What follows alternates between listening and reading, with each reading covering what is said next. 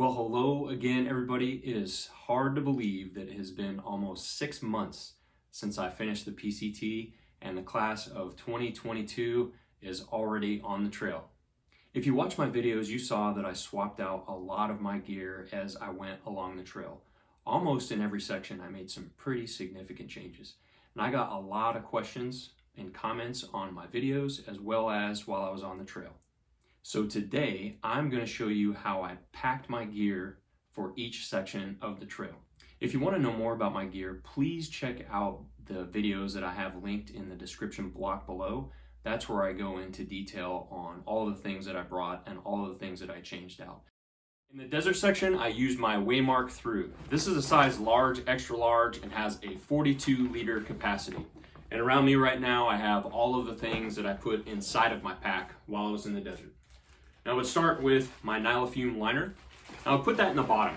Now, early on in the trip, I was putting my clothing items as well as my quilt inside of that liner and then putting it in the bag.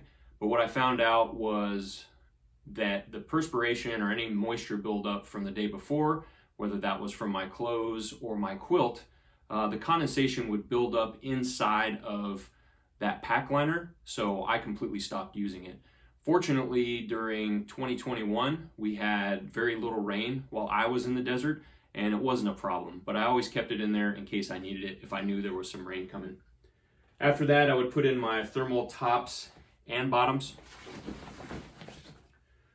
my gloves and my rain pants that I have in a Ziploc just to keep them compressed, then my extra pair of underwear and extra pair of sock liners and socks. From there, I put my quilt in. This has inside of it my Enlightened Enigma 20-degree quilt and my Enlightened Equipment Sidekick booties that I carried throughout in the desert. After that, I would put in my Thermarest X-Lite. I would put it against the back pad to provide a little bit of rigidity since this is a frameless pack. Then my pillow and my quilt liner or sleeping bag liner. And after that, I'll put in my food bag. Now this has 3 days worth of food in it. I also have my cook system inside, as well as some Ziploc bags, my extra water bladder. Also, I would put in here 2 grocery bags because in California, you have to pay for grocery bags. I just kept them inside of here, so when I would go into town, I would bring those bags with me. I also used them a couple times for laundry bags. Now, what I am not going to show on this video is every day I would take out the food I was going to eat throughout the day, including my lunch. I would put that in a separate Ziploc bag and put it on the outside pouch. That prevented me from digging through this throughout the day and having to take it out of my pack.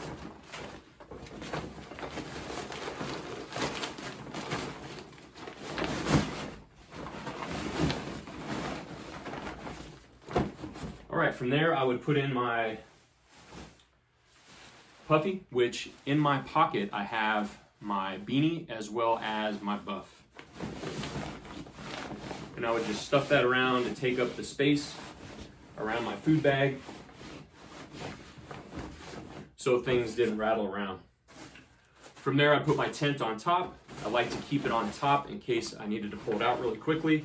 That also was very helpful because I could take it out throughout the day if I had a little bit of condensation buildup on the inside. I could easily take it out when I'm taking a break or eating lunch and let that thing dry out. On occasion, if I didn't put this is just a t-shirt, if I didn't put this on the very bottom with the rest of my clothes, I would keep it at the top, especially when it was warm outside. When I would take a break, I would change out of my sun hoodie or my shirt, put this on, allow the other thing to dry in the sun so I could stay comfortable and warm with that. Stuff that in there, and then my rain jacket. As I said, it didn't really rain on us that much in 2021, but I used this when I would stop for a little bit of wind protection and a little bit of insulation. And that is it for the things I would typically put inside. And I would just roll it down. As you can see, there was still plenty of room. Clip that together. Sometimes I would put this is a Gossamer Gear 1/8 inch closed cell foam sit pad. I would use it during the day to lay out on, to sit on. In camp, I would put it inside my tent to prevent my sleeping pad from moving around and add a little bit of insulation value. Typically, I would put it on the outside up on top, so as I would take a break throughout the day, I could easily access it without digging inside of my pack. Now, sometimes, in the videos you saw, I had this sun hat with me most of the time. If I wasn't wearing it, just so it wouldn't fall out, especially when it was windy, I would just put it on that top strap, cinch this down, and everything fit perfectly inside there. On those days that I had, or those times that I had 5, sometimes 6 days of food, I came pretty close to maxing the volume of this pack out, but it always seemed to fit everything inside that I needed. For the outside pouch, my approach was to put the things that I didn't use throughout the day near the bottom as I would pack up. Now I would start with my pack cover, just a standard Z-Packs pack cover. Put that at the bottom, hardly ever had to use it. Same with my bug head net. Would shove that all the way on the bottom. My tent stakes as well. I kept those outside because I didn't want those stakes poking other things that were on the inside. Then I would put my first aid and maintenance kit, shove that down in there. My electronics bag that has my battery bank, all the cords. It also had has my headlamp inside of it and the charging block for my battery bank. Put that in there. My wallet, where I would keep my permit, my money, my identification, credit cards, all that. Like to keep that low inside of here so it's nice and secure and I don't accidentally lose that. My toiletry kit with my trowel, keep that up by the top. Sunblock, I put it near the top because I use this throughout the day when I would reapply it. Then my water bag, or a Canuck bladder, as well as my Sawyer squeeze filter. That was the combination that I used all the way throughout the desert. And then, as I said before, I would have a Ziploc bag with the snacks, the food that I was carrying throughout the day. I would put it right on top, right here. And finally, for the outside pouches. Now, on one side, I would have my tripod and camera mount, a 1 liter bottle, smart water bottles are what I used. On the other side, because I did carry my umbrella throughout the desert until I got to Kennedy Meadows, I had this secured here, as well as another 1 liter bottle. Now, in some of my videos, you would see I had some shot cord that I had crossed on the back panel here. I took that off eventually because I found I just didn't need it anymore. And I was carrying some camp shoes, actually some Birkenstocks, the EVA version that I found later on that I just wasn't using. On the side pouch here, I kept hand sanitizer, a small notepad, some Motrin and ibuprofen in one of those small bags, a lighter, small knife, and some miscellaneous items that I would use throughout the day in here.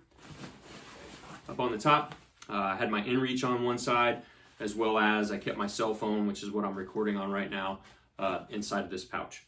And this combination worked great for me all the way throughout the desert.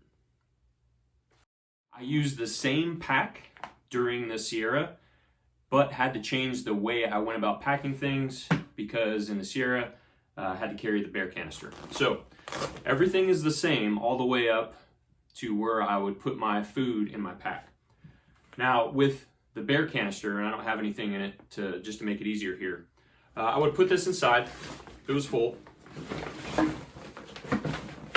Then I would take that 1/8 inch closed cell foam pad and put it on the back instead of that X-Lite. This provided some padding and prevented this thing from moving around. Helped me out a lot. Then after that was all secure, I would put my puffy down and around it to hold this thing in and to take up that extra space.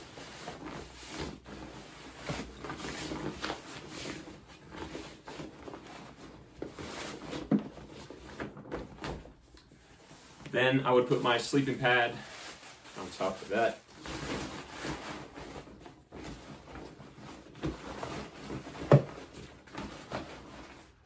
my tent,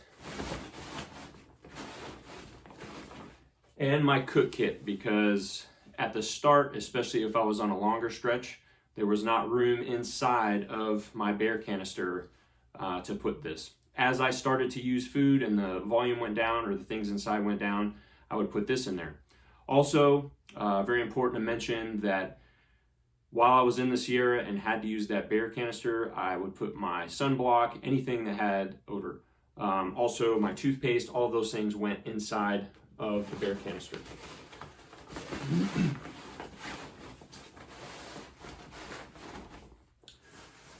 Then I would put that t-shirt and my rain gear on top. Just stuff it in there, and then I would close it up. Even with all of those things in there, I was still able to close this up.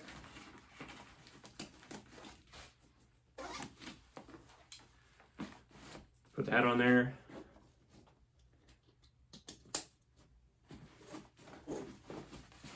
And cinch it down. On the outside, the one difference is I brought my Tenkara fly rod and brought that with me throughout the Sierras. I would put that on top where the umbrella was, because I took that out. And also the addition of my fishing gear, which is just line, tippet, and a few flies. And I would just put that in here. And that is my setup for the Sierra section. The biggest changes I made were when I got to Northern California. With the extremely high temperatures, I was able to shed a lot of that cold weather gear and really lighten up and try to move quickly through Northern California. I wanted to challenge myself a little bit with the things that I brought too. So I swapped out my Waymark Thru for the Waymark Evolve, which is a 35-liter pack, super small, super light, and I am glad that I did. Now, it took me a little while to figure out how to best pack this because that was a pretty considerable change. But as I mentioned in my last video, I changed up my resupply strategy as well. So I wasn't carrying as much food during my time in Northern California and Oregon. So we'd start with very similar packing. I kept my, even though I still didn't use it, kept my pack liner, rain pants, which I never used, extra underwear, extra socks, and that t-shirt that I would use as a sleep shirt. Would get all that in there. I swapped out to a 40-degree quilt, the UGQ Bandit, which compressed smaller and took up less space in the pack. Still kept my liner and my inflatable pillow. And here's where things changed a lot. Now, because I was lighter, you can cover more miles, I stuck with 2 to 3 day food resupplies. So again, this has 3 days worth of food in it. It's the same bag I used before with the same contents.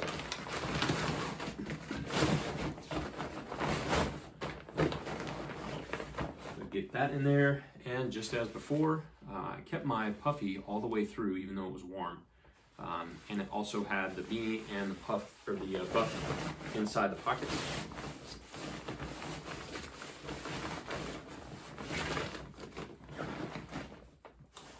Rain jacket. And then my tent. And I also swapped out my pad for the Neo Air Uberlight. Really small, really light. I really loved this pad. You know, unfortunately I had the problems I did with it, with 2 of them, but again, got a warranty replacement. Going to continue to use this, and this thing compresses really small too, and it would fit inside there. I would top this off with my 1/8-inch foam pad, and those are all of the interior contents. Compress this thing down.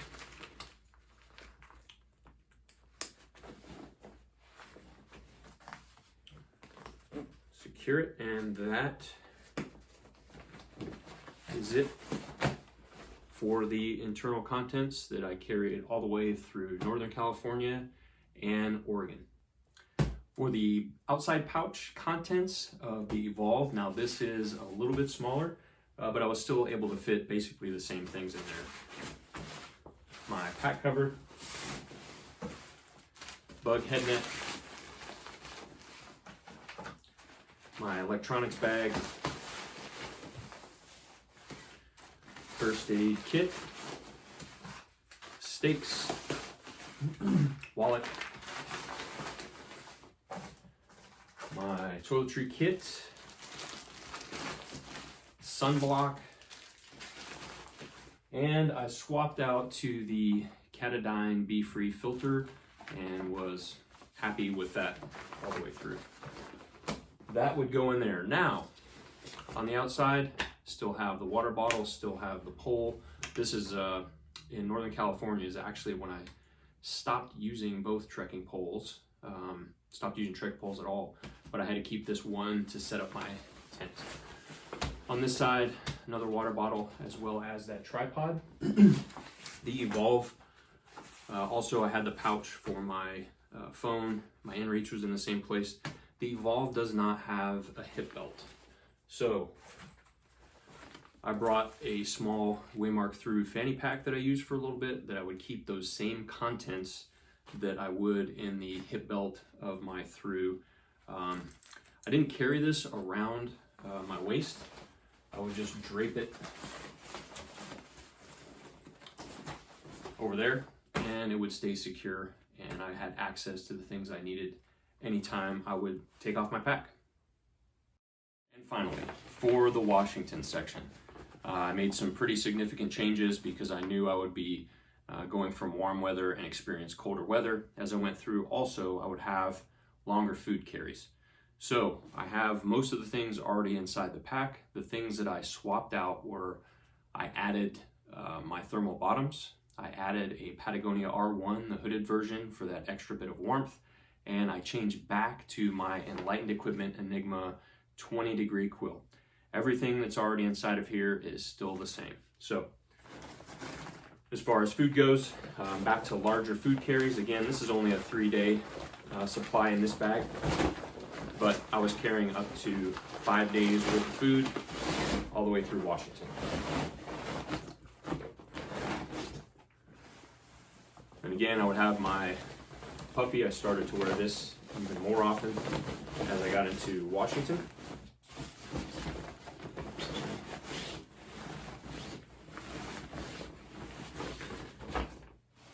Tent remained the same,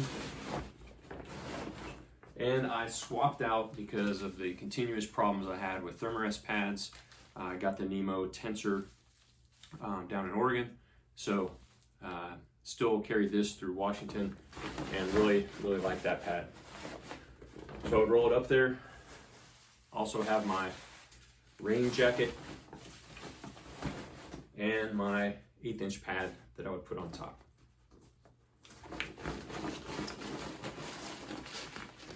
Now, changes on the outside.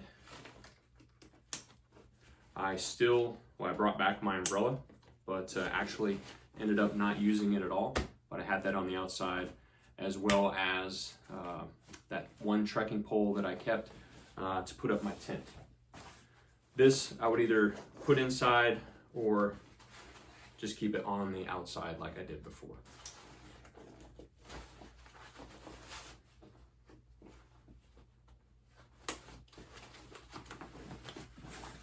And there you have it.